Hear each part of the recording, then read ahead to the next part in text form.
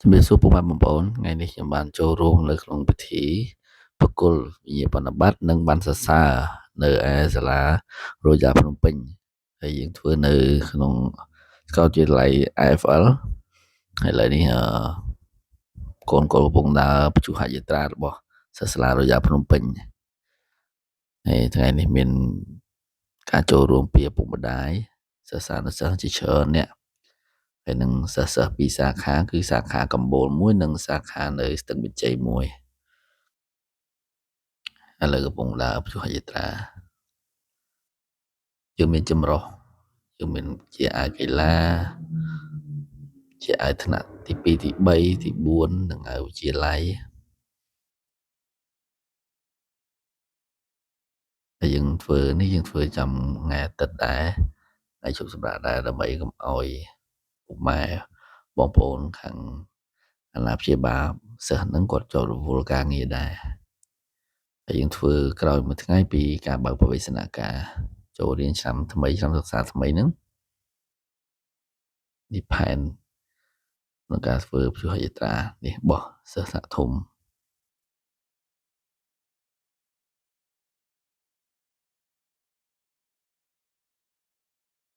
មានច្រើនក្រុមថ្ងៃនេះ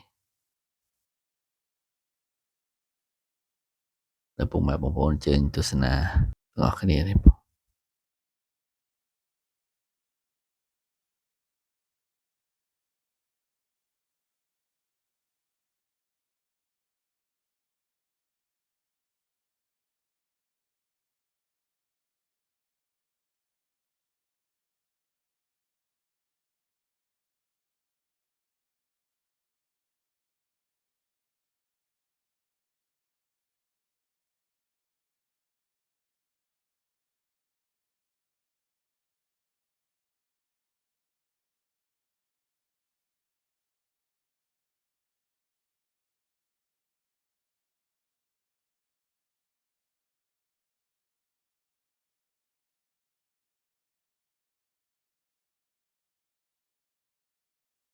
ឥឡូវនេះការសម្ដែងបន្តរបស់យើងគឺបទបួងសួង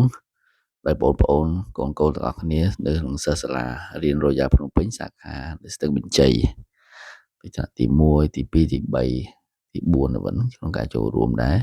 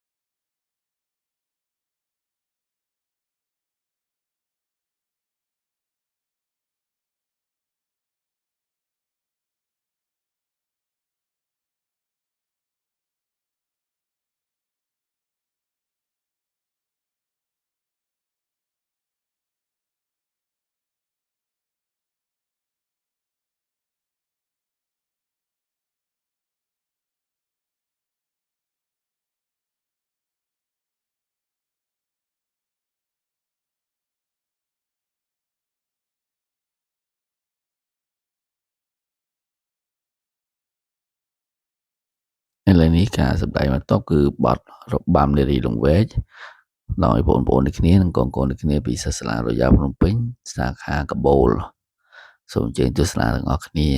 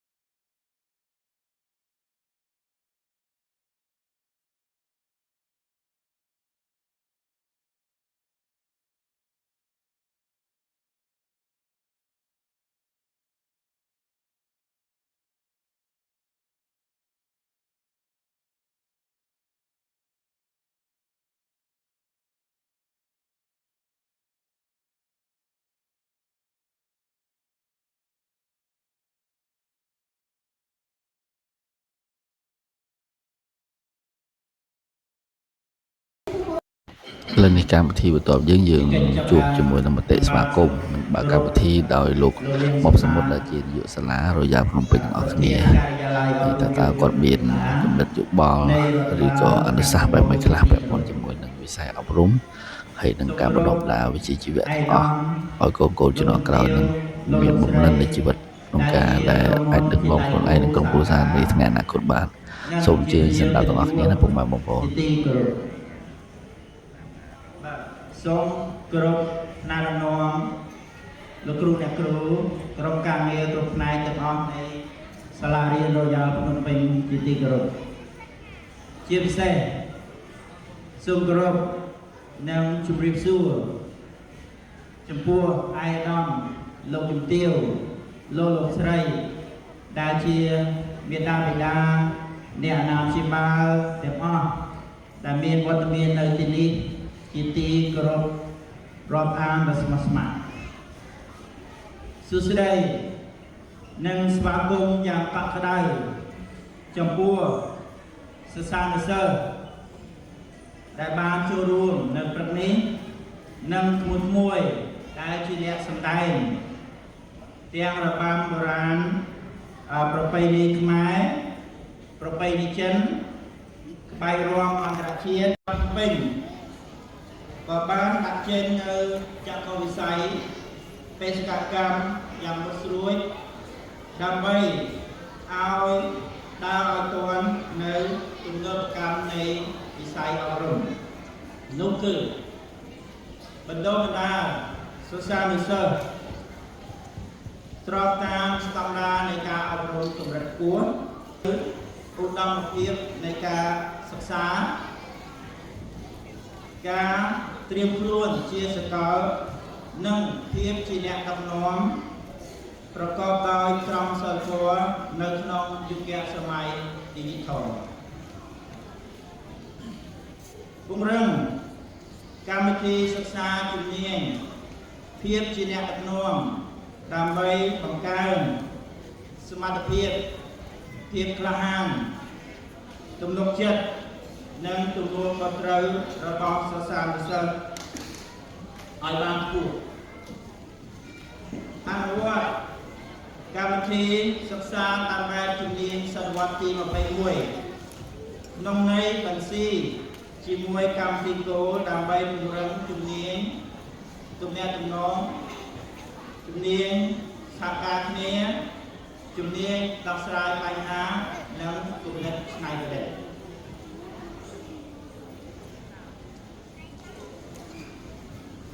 បាទជាបន្តខ្ញុំសូមលើកឡើងខ្លះៗទាក់ទងជាមួយនឹងពាក្យគន្លឹះនៃចក្ខុវិស័យនិងបេសកកម្មរបស់សាលារៀនរយ៉ាភ្នំពេញដោយដែលលោកស្រីបានដឹងហើយថាប្រទេសយើងបន្ទាប់ពីសង្គ្រាមរ៉ាំរ៉ៃរយៈពេលជាង40ឆ្នាំគឺយើងបាត់បង់នៅធនធានមនុស្សជាច្រើនហើយបន្ទាប់ពីចប់សង្គ្រាមទៅ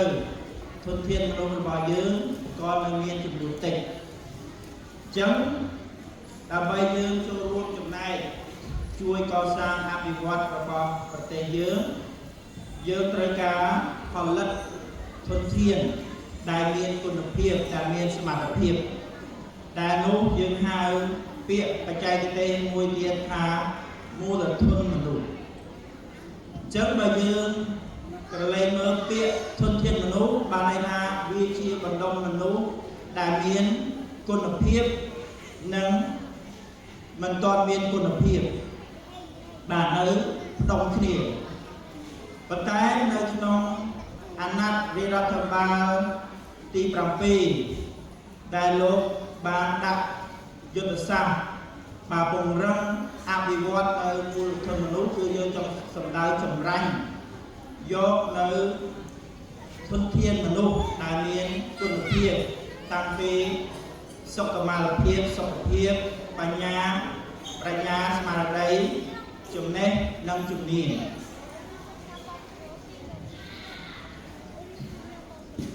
ជាស្ដែងដោយតែយើងបានដឹងហើយបើយើងក្រឡេកទៅមើលប្រទេសអ៊ីស្រាអែលនិងប្រទេសសិង្ហបុរីបើធៀបជាមួយនឹងផ្ទៃដីប្រទេសទាំងពីរនេះជាពិសេសប្រទេសសិង្ហបុរីគឺតូចជាងយើងឆ្ងាយណាស់ទាំងចំនួននៅធនធានមនុស្សក៏តិចដែរមកដល់បច្ចុប្បន្ននេះមានប្រហែលជា6លានអ្នកជាងប៉ុន្តែយើងសួរថាហេតុអ្វីបានជាប្រទេសសិង្ហបុរីបាទខ្លាយទៅជាសេដ្ឋកិច្ចដ៏ខ្លាំងពូកែនោះដោយសារបណ្ដុំនៃមូលធនមនុស្សដូច្នេះចំនួនច្រើនឬក៏តិចមិនសំខាន់បាទសំខាន់បាទគឺមានគុណភាពខ្ពស់បាទមួយវិញទៀតសាលាយើងក៏បានដាក់ចេញនៅគោលការណ៍និងចក្ខុវិស័យគឺការអប់រំកម្រិតខ្ពស់ ការអប់រំកម្រិតខ្ពស់គឺយើងផ្ដោតទៅលើលទ្ធផលនៃការសិក្សាយើងមិនផ្ដោតទៅលើរបាយការណ៍នៃការសិក្សានិងដោតទៅលើការអភិវឌ្ឍនៅបុគ្គលិកលក្ខណៈបើទោះបីជាកូនសិស្សរបស់យើងឬក៏ជាធនធានរបស់យើងមានចំណេះដឹងខ្ពស់ប៉ុណ្ណាហើយប៉ុន្តែបើសិនបើគាត់អត់មាន personal growth អញ្ចឹងគាត់នឹងពិបាកធ្វើការជាមួយនឹងអ្នកដទៃនិងក្រុមដទៃដូច្នេះហើយគឺយើងមិនត្រឹមតែផ្ដោតទៅលើ IQ ប៉ុណ្ណោះទេយើងក៏ផ្ដោតទាំង EQ ដែលភាសាអង់គ្លេសហៅថា intelligence quotient ហើយនិង emotional quotient មួយវិញទៀតគឺយើងពង្រឹងទៅលើភាពជាអ្នកដឹកនាំសម្រាប់កុមារហើយនិងយុវជនរបស់យើងបើយើងនិយាយទៅលើភាពជាអ្នកដឹកនាំមិនសំដៅតែទៅលើតួនាទីទេគឺយើងសំដៅទៅលើបុគ្គលគ្រប់រូបហើយសម្រាប់កុមារឬក៏យុវជនរបស់យើងទីមួយដែលយើងត្រូវដោតគឺទៅលើទំនួលខុសត្រូវទាំងទំនួលខុសត្រូវសកម្មភាពទាំងទំនួលខុសត្រូវនិងលទ្ធផលរបស់គាត់មួយវិញទៀតគឺសិស្សត្រូវមាន self discipline បាទវិន័យខ្លួនឯងបាទវិន័យទៅលើខ្លួនឯងគឺពិតជាមានសារៈសំខាន់ណាស់សម្រាប់សិស្សានុសិស្សរបស់យើងហើយនឹងការបែងចែកនិងគ្រប់គ្រងពេលវេលាឲ្យបានច្បាស់លាស់មានទម្លាប់ល្អ teamwork បាទការងារជាក្រុម respect បាទណាគឺការផ្ដល់តម្លៃឲ្យខ្លួនឯងនិងអ្នកនៅជុំវិញបាទសុជីវធម៌បាទសុចរិតភាពហើយនឹងការយល់អំពីអារម្មណ៍ឬក៏អ្នកដទៃបាទទង្វើរបស់អ្នកដទៃដូច្នេះភាពជាអ្នកដឹកនាំរបស់សិស្សានុសិស្សពិតជាមានសារៈសំខាន់ខ្លាំងណាស់ដើម្បីឲ្យពួកគាត់បាទ problem solving ដល់ការដោះស្រាយបញ្ហានិងគំនិតច្នៃប្រឌិតទាំងអស់នេះហើយគឺសិស្សានុសិស្សរបស់យើងគាត់ត្រូវតែបាទឆ្វេងយល់ហើយនឹងអនុវត្តពីព្រោះថាកូនរបស់យើងខំបណ្ដុះបណ្ដាលពួកគាត់គឺមានតែពីរទេដែលយើងចង់ឲ្យពួកគាត់ខ្លាយទៅជាទី1គឺឱកាសការងារទី2គឺបង្កើតនៅរបរឬក៏អាជីវកម្មផ្ទាល់ខ្លួនបាទអញ្ចឹងបើសិនមកយើងចង់ឲ្យគាត់ទៅផ្លូវទាំងពីរនេះគឺគាត់ត្រូវការធ្វើជាក្រុមធ្វើជាមួយនឹងមនុស្សដទៃអញ្ចឹងបើគាត់ខ្វះនៅជំនាញសតវត្សទី21ដែល 4C នេះគឺប្រកាសជាពិបាកនៅក្នុងការធ្វើការជាក្រុម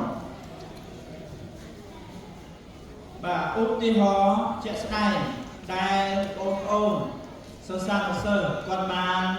ដើរជាក្បួនព្យុហយាត្រាហើយនឹងរបាំដែលគាត់រាំមិញនេះយើងឃើញថាយើងបានរៀនបាទយើងបានឃើញផ្ទាល់ពីពួកគាត់អញ្ចឹងសំណួរសួរថាតើពេលដែលគាត់សម្ដែងឬក៏ដង្ហែហ្នឹងតើភាពជាអ្នកដឹកនាំគាត់មានឬទេបាទជាក់ណាស់គឺមានឧទាហរណ៍ដូចជា teamwork អញ្ចឹងការសម្ដែងការដើរព្យុហយាត្រាបើសិនបើគាត់គ្មានការងារជាក្រុមនោះទេគឺការសម្ដែងរបស់គាត់ក៏មិនមានការសម្ដែងល្អនោះដែរមួយទៀតគឺគាត់មានវិន័យក្នុងខ្លួនពីព្រោះការសម្ដែងយើងត្រូវការហាត់សមអញ្ចឹងបើគាត់មិនបានមានវិន័យក្នុងខ្លួនទេការហាត់សមរបស់គាត់ក៏មិនទទួលបាននៅលទ្ធផលល្អផងដែរទី2ទី3គឺគាត់មានគំនិតច្នៃប្រឌិតទំនាក់ទំនងការសហការ ហើយពិសេសជាងនេះទៅទៀតគឺគាត់មានជំនាញហៅថា social skills បាទគឺជំនាញសង្គមបាទមានទំនុកចិត្តនិងមានការបែងចែកពេលវេលាបានល្អហើយគាត់ចេះដោះស្រាយបញ្ហាហើយអ្វីដែលពិសេសជាងទៀតគឺគាត់មានភាពអំណត់បាទសំខាន់ណាស់សម្រាប់យុវសិស្សរបស់យើងបាទគាត់ធ្វើឲ្យមួយត្រូវតែមានភាពអំណត់ជារួមទាំងអស់នេះហើយគឺជាចក្ខុវិស័យនិងបេសកកម្មដែលសាលារៀនរយ៉ាភ្នំពេញយើងកំពុងបន្តធ្វើដើម្បីឆ្លើយតបទៅនឹងគោលបំណងរបស់លោកស្រី ឥឡូវនេះកម្មវិធីបន្ទាប់គឺមានការសម្ដែងពីកូនៗនិងបងប្អូនទាំងអស់គ្នានៅបទគុណមើលមើលទៅមេឃសូមអញ្ជើញស្ដាប់និងទស្សនាទាំងអស់គ្នាជាមួយនឹងកូនៗទាំងអស់គ្នាបាទសូមអរគុណ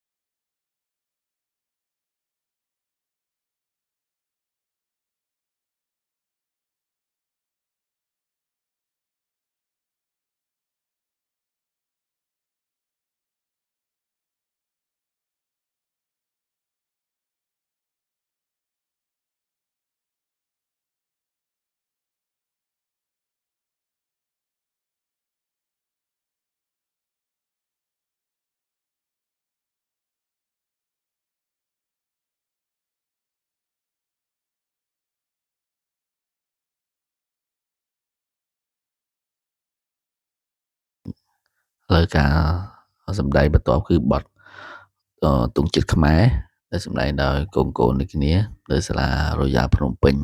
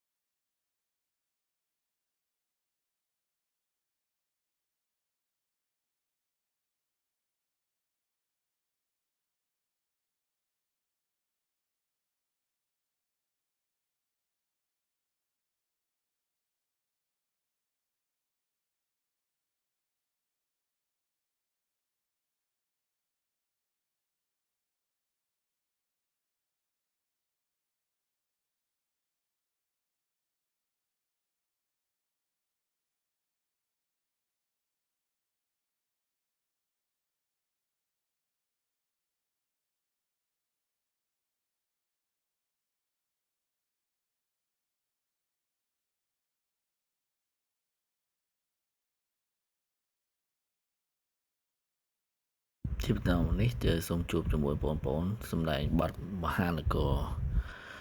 ហើយសូមអភ័យទោសផងដែរដែលយើងអត់ដាក់សំឡេងដោយសារវាជាប់ copyright អញ្ចឹងសូមទស្សនាទាំងអស់គ្នាសិនបាទ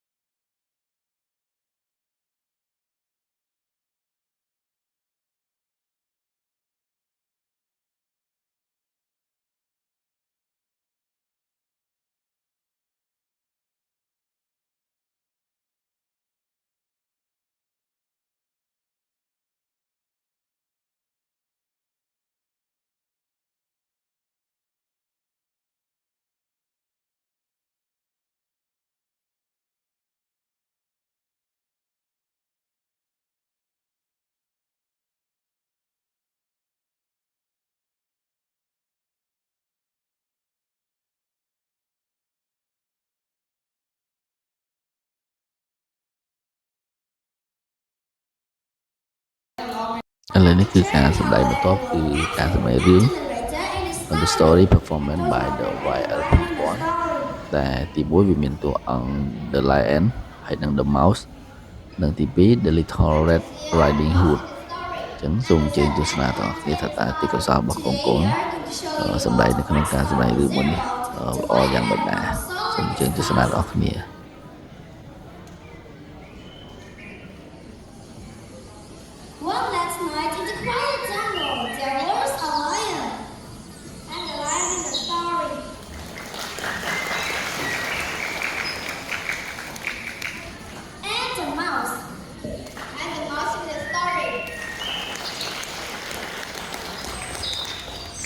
see what's happening.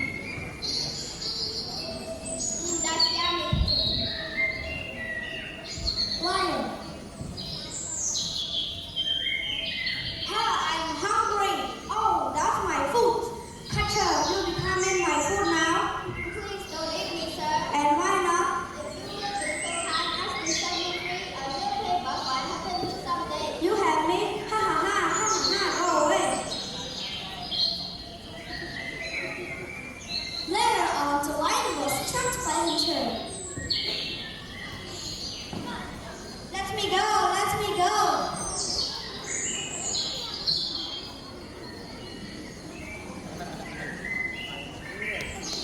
Yes, it's my dad. He'll come back to attack you in minutes. Help, someone please help me, mouse. Oh, that's the lion.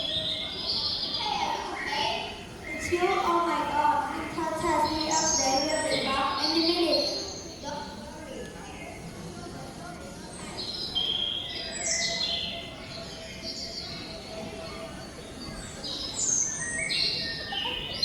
You're finally Senator Wally.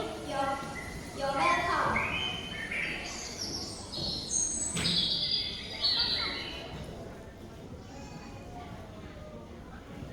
The moral of the story is even small creatures can help us. Now our story comes to the end. That's all. Thank you for watching.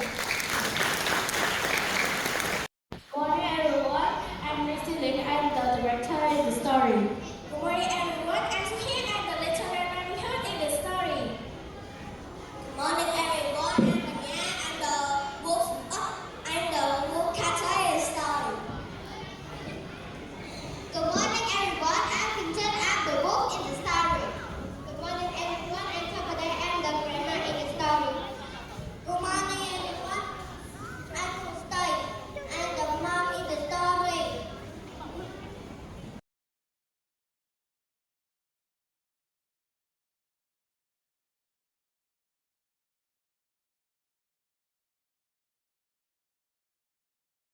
Literary Hood. I'm literary Hood in this story.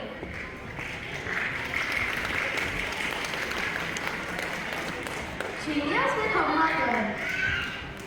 I'm the mom in the story.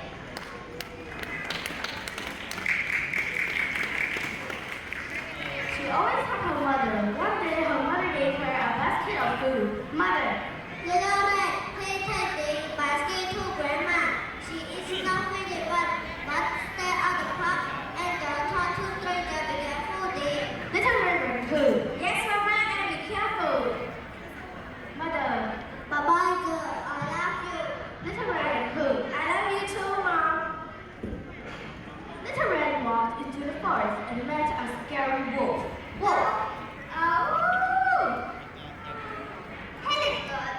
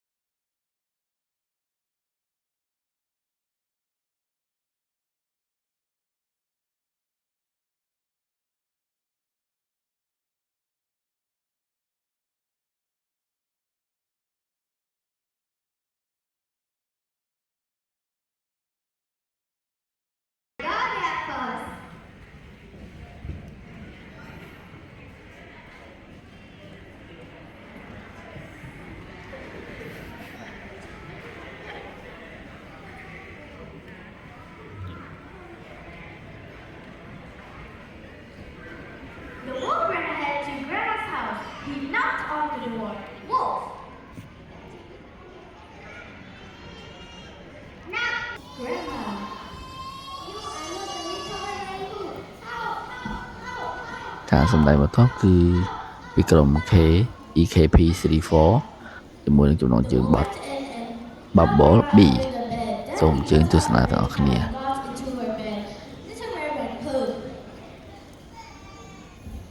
Hello, Grandma. You look so different. Your eyes so big, your arms so long, and your teeth so sharp. Wolf. All the better to see you with my dear. All the better to hug you with. All the better to eat you with. Ha ha. Grandma. How? Gotcha. Just then, a woodcutter heard the noise and came in. Woodcutter. Toe, stop my devils! How dare you?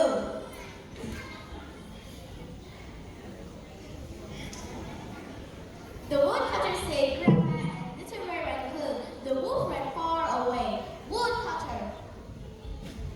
Are you okay? Little Red Raccoon. Thank you. I never talk to the strangers again. I listen to you. Grandma. And I'm feeling much better now.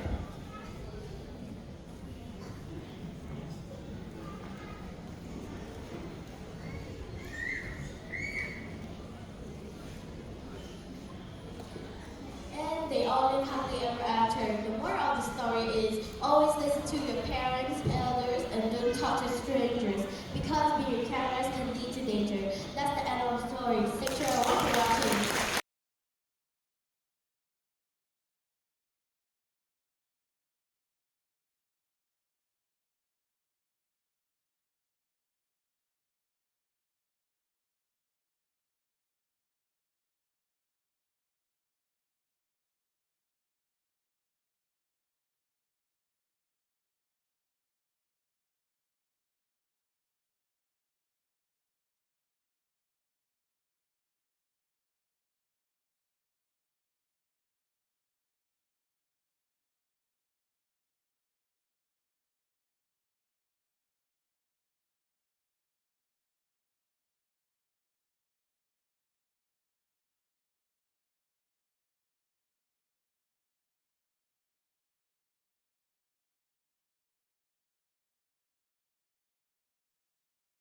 លើជួបជាមួយនឹងការសម្ដែងបន្ទាប់គឺបទភាសាចិនម្ដង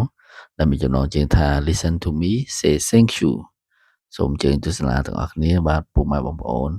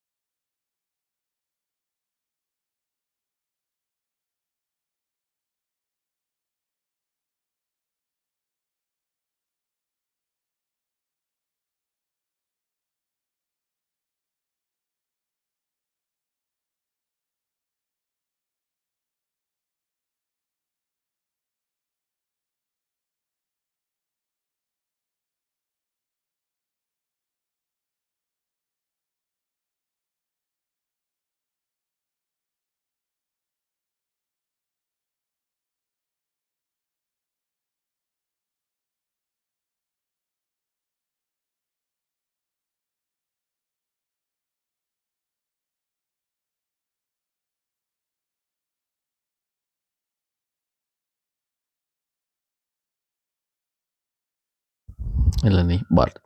ជាភាសាចិនដដែលដែលមានចំណងជើងថាថៃជីកុងហ្វូ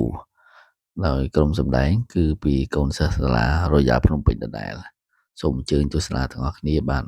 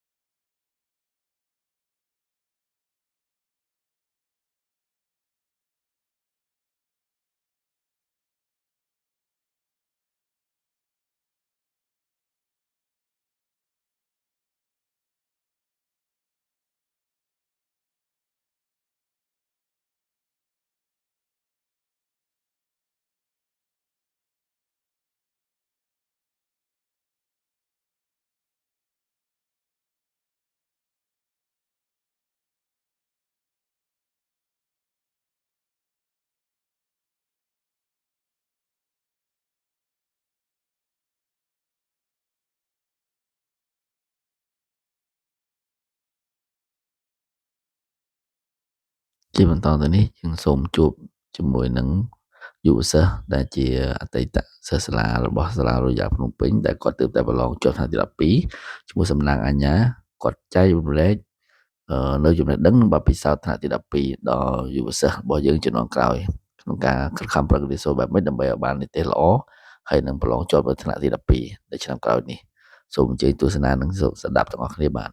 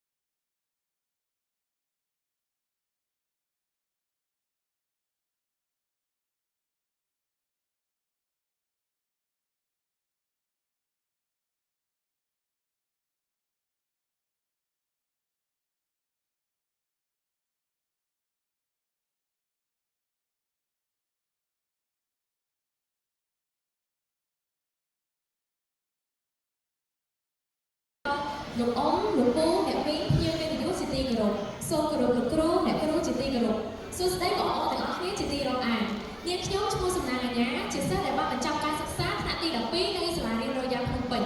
ថ្ងៃនេះនាងខ្ញុំពិតជាមានក្តីសោមនស្សរីករាយក្រៃលែងដែលបានឡើងមកធ្វើការចែករំលែកបទពិសោធន៍និងគន្លឹះសិក្សាមួយចំនួនដល់សិស្សានុសិស្សថ្នាក់ទី12ដែលនឹងត្រូវប្រឡងបាក់ឌុបនាពេលខាងមុខនេះប៉ុន្តែមុននឹងឈានចូលដល់ការចែករំលែកនាងខ្ញុំសូមប្រើប្រាស់វេទិកាមួយនេះដើម្បីលើកទឹកចិត្តដល់សិស្សានុសិស្សថ្នាក់ទី12ថាការកំណត់គោលដៅយកនិទេសល្អឬនិទេសAមិនមែនជាទស្សនៈអំនួតក្អេងក្អាងលើសមត្ថភាពខ្លួនឯងនោះទេប៉ុន្តែនៅពេលដែលយើងមានក្តីសម័យកាន់តែខ្ពស់និងគោលដៅច្បាស់លាស់គឺវាជំរុញឲ្យយើងកាន់តែមានកម្លាំងចិត្តការខិតខំប្រឹងប្រែងជាងមុនបន្ថែមទៀតជាក់ស្ដែងដូចជារូបនាងខ្ញុំផ្ទាល់នៅដើមឆ្នាំថ្នាក់ទី12នាងខ្ញុំបានកំណត់គោលដៅថានឹងយកនិទេសល្អមួយសម្រាប់ការប្រឡងបាក់ឌុបទោះបីជានាងខ្ញុំនៅខ្សោយលើមុខវិជ្ជាគណិតវិទ្យាឬគីមីវិទ្យាក៏ដោយប៉ុន្តែការកំណត់គោលដៅមួយនេះបានធ្វើឲ្យនាងខ្ញុំកម្មវិធីបន្ទាប់យើងសូមជួបជាមួយនឹងលោកវិលៀងសុផាតដែលជាប្រធានការិយាល័យអប់រំយុវជននិងកីឡានៃរដ្ឋបាលខណ្ឌកំពូលដើម្បីបញ្ចេញនូវចំណាប់អារម្មណ៍របស់លោកក្នុងការចូលរួមក្នុងកម្មវិធីពិធីប្រគល់វិញ្ញាបនបត្របញ្ចប់ឆ្នាំសិក្សានិងបានសារនៅហារូបករណ៍នេះសូមអញ្ជើញស្ដាប់ទាំងអស់គ្នាបាទ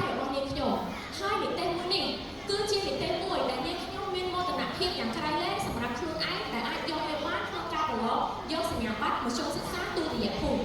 ដូច្នេះនាងខ្ញុំអាចចែករំលែកនូវគន្លឹះសិក្សាមួយចំនួនដើម្បីសម្រួលដល់ការសិក្សាដល់សិស្សានុសិស្សថ្នាក់ទី12ដំបូងឡើយគឺចាប់ផ្ដើមចេញពីការរៀបចំពេលវេលានិងការវិភាគឲ្យបានត្រឹមត្រូវដោយហេតុថានៅថ្នាក់ទី12នេះគឺយើងមានមុខវិជ្ជាជាច្រើនសម្រាប់សិក្សាហើយត្រូវតែសិក្សាក្រៅម៉ោងបន្ថែមទៀតនោះដូច្នេះធ្វើឲ្យការសិក្សានៅថ្នាក់ទី12មានភាពមមាញឹកអស់ចម្លាស់និងស្ទើរច្រអូសម្ដងម្កាលដែរប៉ុន្តែទោះជាយ៉ាងណាមិញនាងខ្ញុំសូមលើកទឹកចិត្តឲ្យបងប្អូនថ្នាក់ទី12ទាំងអស់គួរតែរៀបចំការវិភាគសិក្សាផ្ទាល់ខ្លួនមួយនិងចំណាយពេលវេលាឲ្យបានច្រើនទៅលើមុខវិជ្ជាដែលខ្លួនឯងនៅខ្សោយនៅឡើយម្យ៉ាងវិញទៀតនៅពេលដែលយើងរៀបចំការវិភាគសិក្សាផ្ទាល់ខ្លួនគឺវាជំរុញឲ្យយើងមានកម្លាំងចិត្តមានឆន្ទៈក្នុងការលើកឡើងទៅអង្គុយហើយរៀនម្យ៉ាងវិញទៀតចំពោះមុខវិជ្ជាមិនថាវិជ្ជាសាស្ត្រពិតឬក៏វិជ្ជាសាស្ត្រសង្គមនោះទេចំពោះមុខវិជ្ជាលំហាត់ដូចជាគណិតរួមគីមីនាងខ្ញុំចង់ឲ្យអ្នកទាំងអស់គ្នាត្រូវតែធ្វើលំហាត់និងអនុវត្តលំហាត់ឲ្យបានច្រើនមិនថាលំហាត់តូចក្តីធំក្តីស្រួលឬក៏លំបាកយ៉ាងណានោះទេគឺគួរតែធ្វើលំហាត់ឲ្យបានច្រើនដើម្បីស្គាល់ពីប្រភេទរបស់លំហាត់ហើយចំពោះមេរៀនទន្តិញ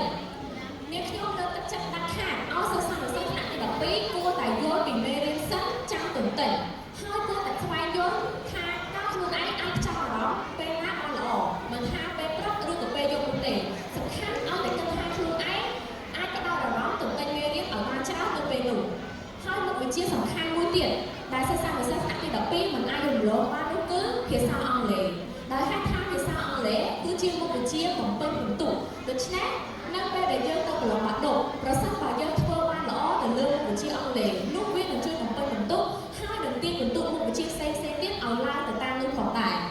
មុននឹងបញ្ចប់នាងខ្ញុំក៏សូមថ្លែងអំណរគុណដល់ក្រុមគ្រួសាររបស់នាងខ្ញុំលោកគ្រូអ្នកគ្រូដែលតែងតែព្រៀនប្រដៅនិងលើកទឹកចិត្តនាងខ្ញុំហើយក៏សូមអរគុណដល់សាលារៀនរ៉ូយ៉ាល់ភ្នំពេញដែលបានយកគ្រូបង្រៀនល្អៗនិងមានបទពិសោធន៍មកបង្ហាត់បង្រៀនដល់សិស្សានុសិស្សនិងថែមទាំងរៀបចំកម្មវិធីសិក្សាថ្មីៗល្អៗការប្រកួតប្រជែងផ្សេងៗហើយសាលាក៏បានជួយបណ្ដុះបណ្ដាលសិស្សានុសិស្សនៅបំណិតជីវិតសម្រាប់ការរស់នៅប្រចាំថ្ងៃនាពេលអនាគតនៅក្នុងសង្គមខាងក្រៅនិងសង្គមការងារផងដែរជាពិសេសនាងខ្ញុំក៏សូមអរគុណដល់លោកនាយកនៃសាលារៀនរ៉ូយ៉ាល់ភ្នំពេញដែលតែងតែផ្ដល់ឱកាសឲ្យនាងខ្ញុំចូលរួមនៅក្នុងកម្មវិធីផ្សេងៗជាច្រើនដូចជាកម្មវិធី Asian Youth Forum ដែលជាកម្មវិធីអនុញ្ញាតឲ្យសិស្សានុសិស្សនៅជុំវិញអាស៊ានធ្វើការរួមគ្នាទៅលើ project មួយដើម្បីជួយសហគមន៍របស់ពួកគេហើយនាងខ្ញុំក៏សូមអរគុណដល់ម្ដាយដែលតែងតែផ្ដល់ឱកាសឲ្យនាងខ្ញុំចូលរួមការប្រកួតប្រជែងនានាកន្លងមកព្រមទាំងតែងតែសួរនាំលើកទឹកចិត្តនិងធ្វើជាទីប្រឹក្សារបស់នាងខ្ញុំជានេះទៅទៀតនាងខ្ញុំក៏សូមអរគុណដល់អ្នកគ្រូប្រធានដែលតែងតែនៅក្បែរលើកទឹកចិត្តក៏ដូចជាព្រៀនប្រដៅនាងខ្ញុំតាំងពីថ្នាក់ទី6មកម្ល៉េះថ្មីបើពេលខ្លះនាងខ្ញុំប្រកាន់តែអត្តកិរិយារឹងរូសមិនគោរពវិន័យក៏អ្នកគ្រូនៅតែអត់អោនណែនាំពន្យល់ដល់នាងខ្ញុំជានិច្ចកាលជាចុងក្រោយនាងខ្ញុំក៏មានសារក្តារបណ្ដាំទៅដល់បងប្អូនសិស្សានុសិស្សទី12ថ្មីផងដែរថាថ្មីបើការសិក្សានៅថ្នាក់ទី12មានការលំបាកឬមានបញ្ហាយ៉ាងណាក្តីបងប្អូនមិនត្រូវបាក់ទឹកចិ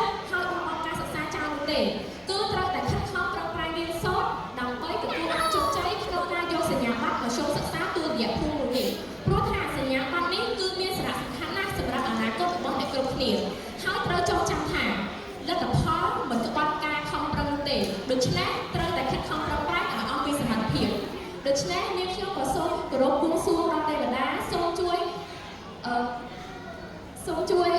ថែរក្សាដល់គណៈគ្រប់គ្រងសាលាគណៈអធិបតីលោកគ្រូអ្នកគ្រូភ្ញៀវកិត្តិយសនិងបងប្អូនទាំងអស់គ្នាជួបតែពុទ្ធពរទាំង4ប្រការគឺអាយុវណ្ណៈសុខៈពលៈកុំបីឃ្លាតឃ្លាតឡើយសូមអរគុណ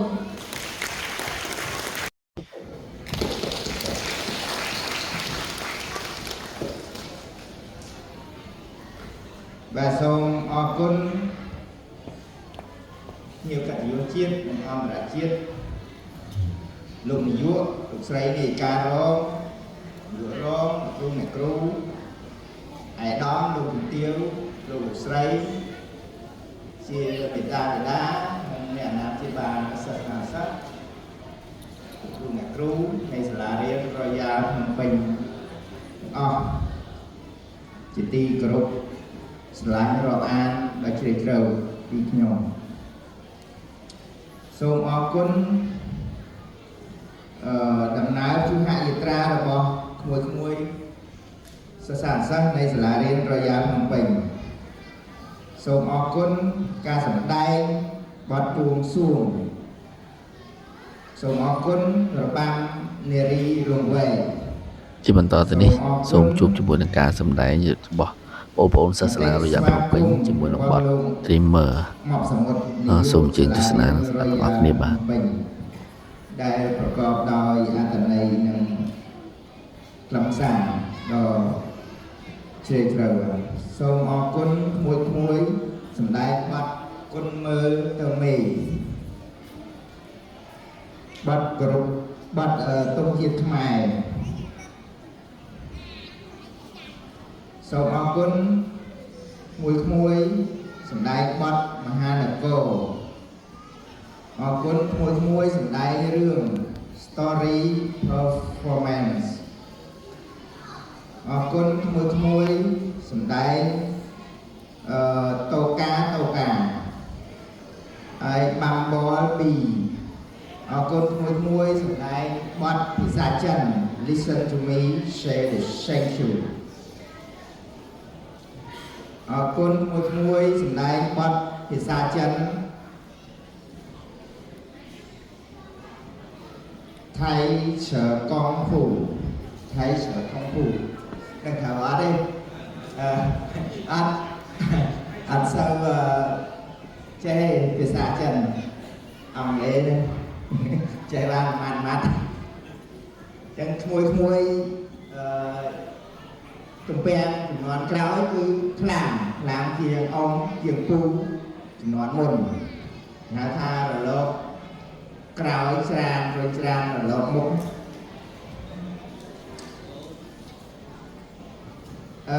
ចុងក្រោយអរគុណមួយសំណាងអញ្ញាណារើខកចូលតិចបាទអរគុណមួយសន្និទេសBហើយមួយទៀតឈ្មោះធីជួយមកអីបាទនិទេស B ប្រចាំសាលារៀនរយយ៉ាក្នុងបញ្ញយើងថ្នាក់ទី12ណាទៅចិត្តអីអត់បានអីទៅចិត្តអត់អីស៊ូតែបានឡើងចែករំលែកនៅគាត់សោតទៅដូចជាចំណេះដឹងដែលមួយបានជាយាមការរៀនសូត្ររហូតដល់ទទួលបាននិទេស B ហើយមួយ ឥឡូវនេះការសម្ដែងបន្ទាប់គឺជួបជាមួយបងប្អូនដដែលនៅសាសនារយៈភ្នំពេញគឺបទចម្រៀង Say to the Make សូមអញ្ជើញស្ដាប់ទាំងអស់គ្នា រដ្ឋមន្ត្រីក្រសួងកិច្ចការនារីនិងជាប្រធានក្រុមការងារនៃរដ្ឋាភិបាលចុះមូលដ្ឋានខណ្ឌដំបូងហើយនិងលោកអភិបាលខណ្ឌដំបូងនៅថ្ងៃទី8ខែវិច្ឆិកាឆ្នាំ2025មួយហើយទៅទីផងដែរពីរនាក់យ៉ាងនិទេស B ហើយនៅពេលដែលរដ្ឋបាលខណ្ឌចេញលិខិតអញ្ជើញខ្ញុំនឹងទម្លាក់ចូលនៅក្នុងក្រុមសាលាឯកជនហើយលោកនាយកស្រីនាយការរចាំផ្សព្វផ្សាយឲ្យគាត់បានដឹងហើយអញ្ជើញប៉ាម៉ាក់ ទៅចូលកសាទរផងហើយព័ត៌មាននេះមិនទាន់ប្រកាសទេប៉ុន្តែដឹងទៅបានគាត់ថាអត់ទាន់មានលិខិតចេញពីផ្លូវការព្រោះលោកនាយករដ្ឋបាលឲ្យខ្ញុំសម្រាប់បញ្ជីហ្នឹងយប់មិញទាទាំងយប់មក10យប់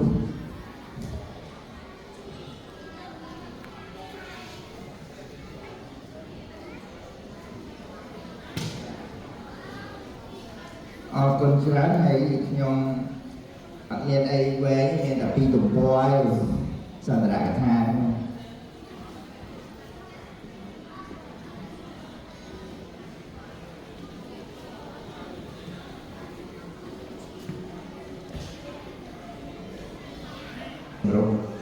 លោកស្រីអែមវណ្ណានាយការរងសាលារៀនរយ៉ាភ្នំពេញទីក្រុង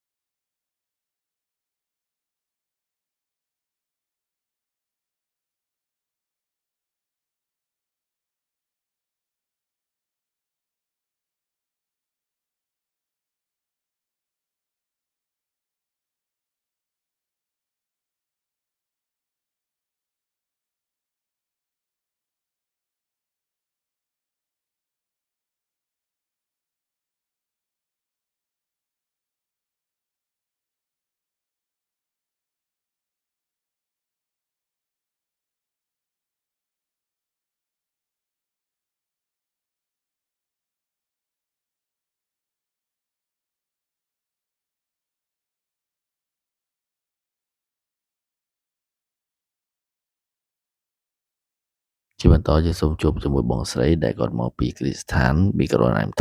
អមរិត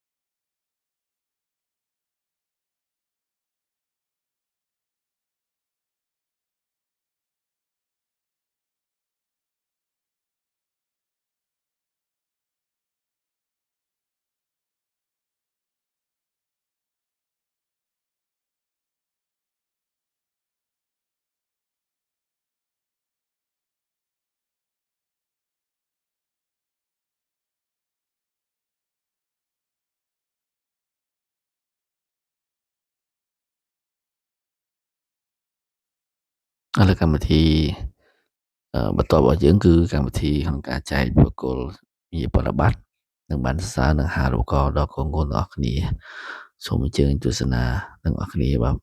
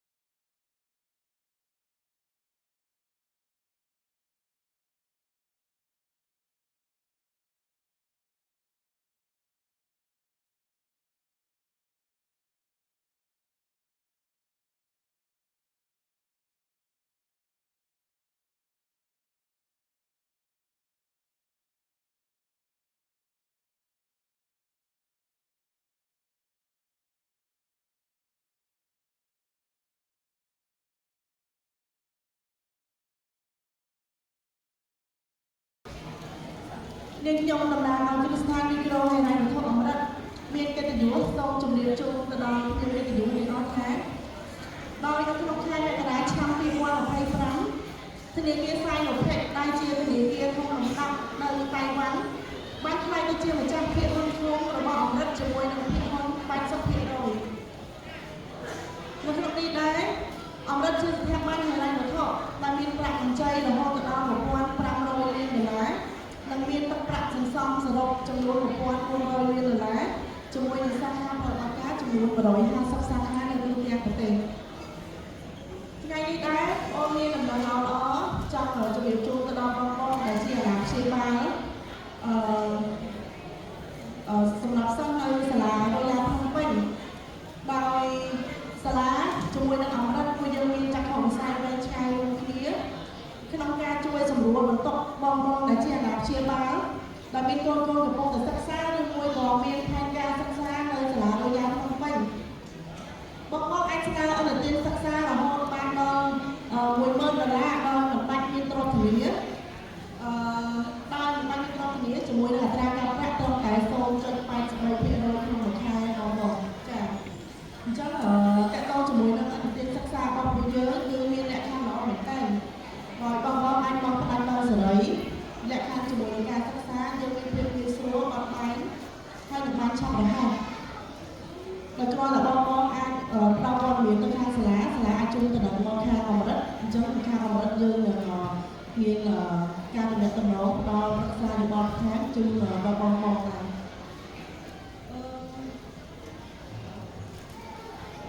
វាល្អមែនតើសម្រាប់បងប្អូនដែលយើងមិនបាច់ចាយលុយលុយទៅបោះសាលាទៅអត់អមរិតជាអ្នកសម្រួលទុកបងវិញណាបងប្អូនអញ្ចឹងដោយសារតែពេលវេលារបស់យើងកំណត់សម្រាប់បងរៀនបន្ថែមឬមួយក៏ប្រកការប្រឹក្សាបន្ថែមបងអាចអញ្ជើញទៅស្តង់អមរិតយើងនៅខាងក្រុមហ៊ុនក្នុងនោះដែរពួកយើងមានជាចដោមានជាយើងមកចំនួនបងអាចអញ្ជើញទៅអាប់នៅណាបានណាបងអញ្ចឹងដល់ពេលនេះខ្ញុំសូមអរគុណដល់គណៈកម្មការវិទ្យាល័យទាំងអស់ខ្ញុំសូមតបកម្មនេះទៅឲ្យអរគុណដល់ភាពចោលរូបរយៈតទៅជាសូមអរគុណ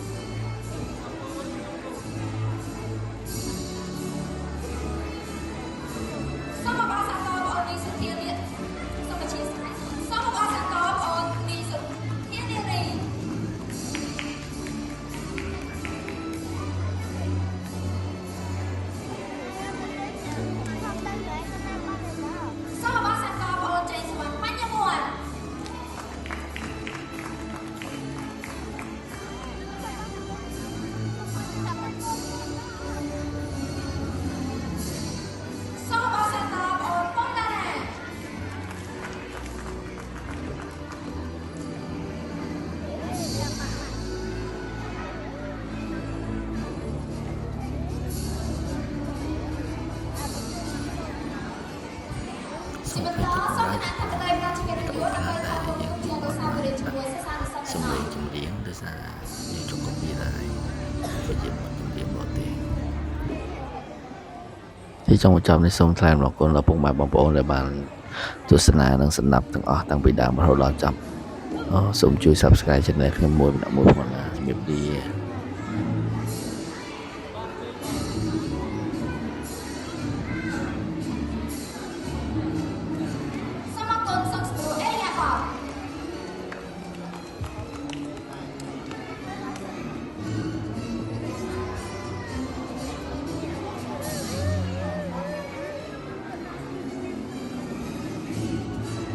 Next, I would like to invite stand to give the certificate to the students.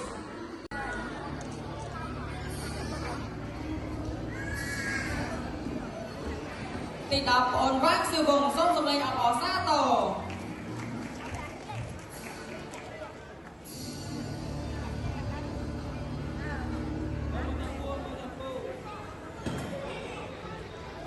ទី11បងអូនប្រេមចតពេកនីតាសូមសម្លេងអបអរសាទរ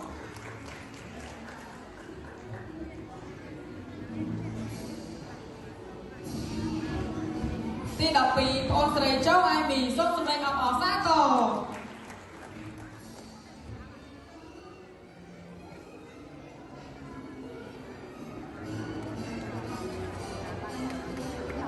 ទី13រតនសាសូមសម្លេងអបអរសាទរ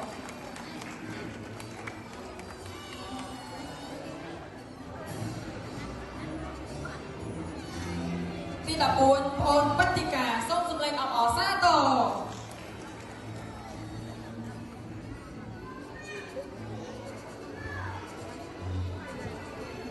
ទី15បងអូនភៀបលីមេសូមសម្លេងអបអរសាទរ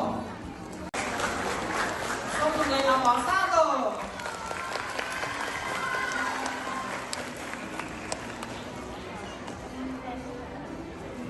អូនទី2សារ៉ាត់សរៃមនីរី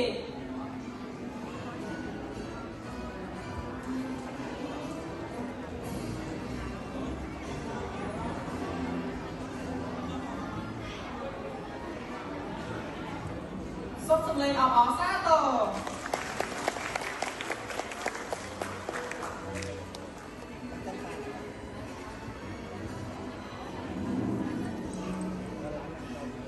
អូនទី3រងបញ្ញានិកា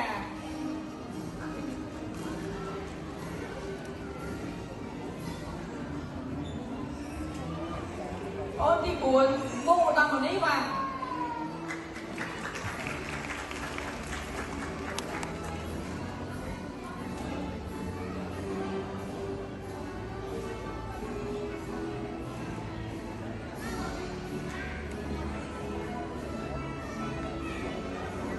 សូមសម្លេងអបអរសាទរ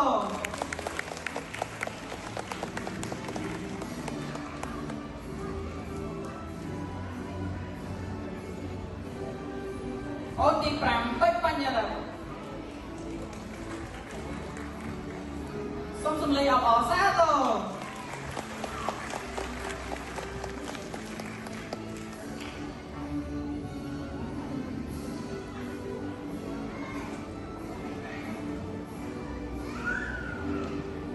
អូនទី6សុខាស៊ីណាបញ្ញបុត្រសូមសម្លេងអបអរសាទរ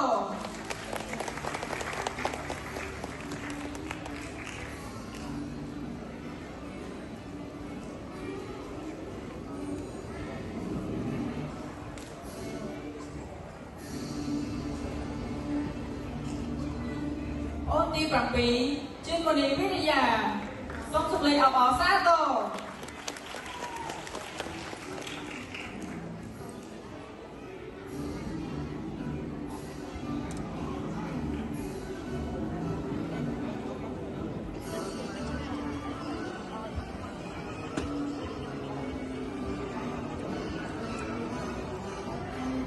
អូនទី8យានរាយានីតាសូមសម្លេងអបអរសាទរ